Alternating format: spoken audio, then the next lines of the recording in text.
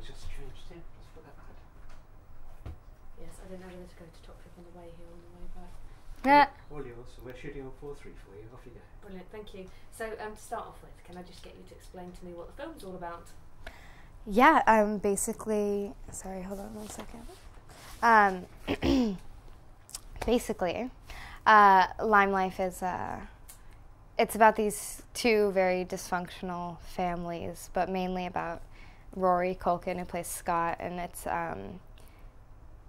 at that time where he's coming to terms with the fact that, like, he's growing up and his parents aren't who they thought they were, and I play his love interest, Adriana, who is also dealing with typical, like, girl feelings, doesn't know who she wants to be yet, and is very confused. She's quite feisty as well, isn't she, for a schoolgirl? Yeah, she's very feisty. I had a lot of fun playing with her. Just her dialogue made me laugh a lot of the time, and her outfits were really fun, and it was a really great part to get to play. It's shot over a couple of days, wasn't it, really? So when it's turned around so quickly, do you really have time to get to grips with your character? I mean, yeah, the shoot was a month long, so I had time to kind of get into character, and I did this when I was 17, and I could really relate to her on some level, as, like, I remember what it was like being 15, 16 and feeling that way. So it was fun to get to do a role that I could really relate to after having done the other movies that I did, where there were really amazing roles, but none that I could relate to as much as this one, I think. And how are the Culkin boys? They were so much fun. No, Rory and Kieran are great, and I think their brother chemistry on screen was really, really cool, and a lot of their stuff was ad-libbed because, you know, they're obviously brothers in real life, so it was cool to get to see them act together. And Cynthia Nixon? I'm just going to turn this aircon on, which came on without me noticing. Okay. Excuse me. Sorry. Please continue, sorry about that. Alright, no worries. And Cynthia Nixon plays your mum. Yeah, I was so excited when I heard Cynthia Nixon was playing my mom, because I love Sex and the City more than anything. So she was really cool, and I like her look in the movie. I thought it was really different and cool. It's very 70s, isn't it? Very, yeah, very 70s. So when you did that, had they done the first Sex and the City film by then?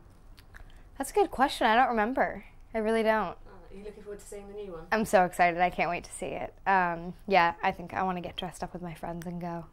Brilliant. I want to talk to you about dressing up, so we'll talk about that now. Okay. How, when you're doing all these red carpet events, because you've got so many films coming out, do you have someone that works with you? How do you know what to pick? I have stylists. They actually do current Elliott jeans. Their names are Emily and Merritt, and they're two of my really good friends, as well as so stylish and cool. So they always, like, bring me so many dresses to choose from, and we just try on a bunch of things. And actually, the premiere of my movie 4321 is tomorrow, so they helped me pick this really, really cool Alice Temperley dress that I can't wait to wear. And you're quite short as well, aren't you? Yeah, I'm like 5'3" on a good day, 5'2". You're taller than me, so So something. yeah, I wear really big heels all the time. And how do you feel about kind of long hem lengths? You know, I don't really wear long dresses. I usually stick to short with, like, high heels because it makes me look taller than I am. But I think in the summer it's fun to wear, like, really long kind of casual dresses to the beach and just out and about, especially since I live in LA and it's always really hot there. Sorry.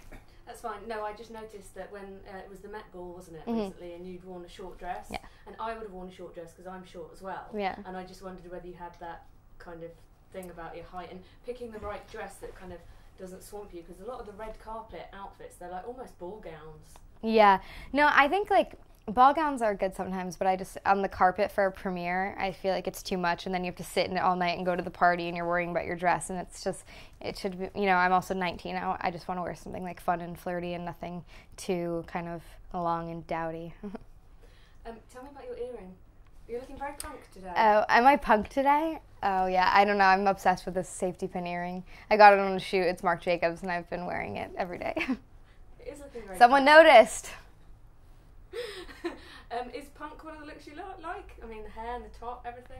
I don't know. Is this top punk? I thought this was kind of ladylike. Really? No, I mean, I don't know. I just kind of wear whatever I feel like wearing. I don't really think of it as like, oh, this or that or that. I just kind of wear what I like to wear. Brilliant. Now, with all the films you've got coming up, how do you pick between the roles? It seems to me you completely juggle. You've done a couple of films in the UK, a couple of films in the US, some big budget ones, some small budget ones. So do you deliberately mix all this up? Yeah, I mean, I just think it's important to do different things. And also, though, if it's a good script, like, it doesn't matter if it's a huge budget or if it's a small budget. Like, if it's good and, you know, I like the part, I'll want to do it. So that's a lot of it. And then, yeah, I mean, it's good to mix it up. Like, doing a movie like Lymelife and then a movie like Valentine's Day. I mean, it's just really cool to get to kind of see both sides of movie making. Off the set-wise, kind of trailers, how does it compare with Valentine's Day to Lymelife? Yeah, no, some movies you get a trailer, some movies you don't. So it's it's funny to go back and forth from those. And is it different when you're doing something like Lymelife, where it is kind of smaller budget, to have that kind of more of a kind of theatre feel where everyone's kind of in the same boat, as opposed to a big budget one where everyone's in their own trailer? Yeah, I mean, I guess on smaller budget, you definitely have to be like faster and on your game more, and you don't get as much time to kind of hang around. You're really just working, and on big budget, I feel like there's a lot of sitting around. So when I go from small budget to big budget, I'm always like, are we going to shoot? What's happening? And they're like, they're just going to take a little bit to light and this and that. And I'm like, okay, fine. So what do you do when you're hanging around waiting? I read pretty much the entire time. Yeah, I love to read, so I always have a book with me on set. What kind of stuff? I love Bret Easton Ellis, and I read all the Chuck Palahniuk books, and I really like, what else? I love Joan Didion, I don't know, stuff like that. It's quite dark stuff there. Yeah, I guess so. I don't know. I like stuff like that. I like Lullaby. That's the one I haven't read. Oh, That's the one I haven't read. I read all the other ones. Oh, well, I recommend that one, but I haven't read all the other ones, so... I was wondering, are you tempted to do stage work at all? No, I don't really have any desire to do stage. I have stage fright. I feel like I would get bored doing the same thing every day. I have a lot of respect for people who do stage because it just seems so intimidating and as well as kind of repetitive. So I definitely have a lot of respect for people who are in plays, but I don't think it's for me.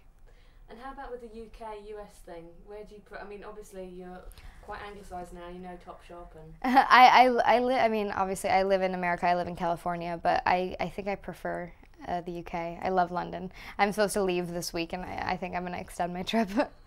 Are you? What's it you like over here? What makes you feel at home?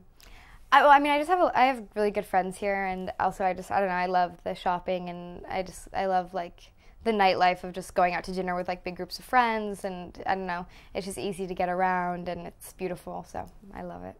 Is that with LA? You've got like the car thing where you've got to kind of drive around everywhere. Yeah, LA, you're always in a car, and it's hard to like wrangle all your friends in the same place at once. And yeah, but I do love LA. It's nice to go there and relax, but it's nice to come here and just have a fun time. And what else have you got coming up now? I finished a movie called It's Kind of a Funny Story, which is based on one of my favorite books that's going to come out at the end of the year.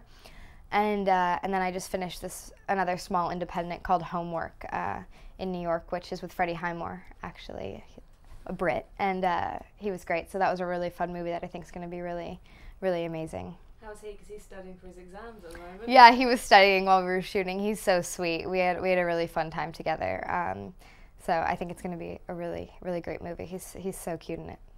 I like him. He's a really cute boy. Now, my boss wanted me to ask you about, we've been doing loads of stories this week about Lindsay Lohan forgetting her passport and nearly being arrested and horrible things about Brittany Murphy. And she was like, has anyone ever given you any advice on not going off the rails and like how to kind of survive in Hollywood? I think my mother would kill me. She would literally lock me up in her house and never let me leave again, ever. I don't know, if she heard a story about me like that when I was out of the country, she would fly out of the country and come and find me and bring me back to LA and put me in her house and never let me leave. So that is why I don't go off the rails, for fear of my mother. See, that's working. It's obviously working really well. That's brilliant. Happy? Yeah, perfect. Thank you very much. Thank No, that Emma, would you just mind just adjusting it or looking at it or just that? Yeah. Yeah? Yeah, that's it.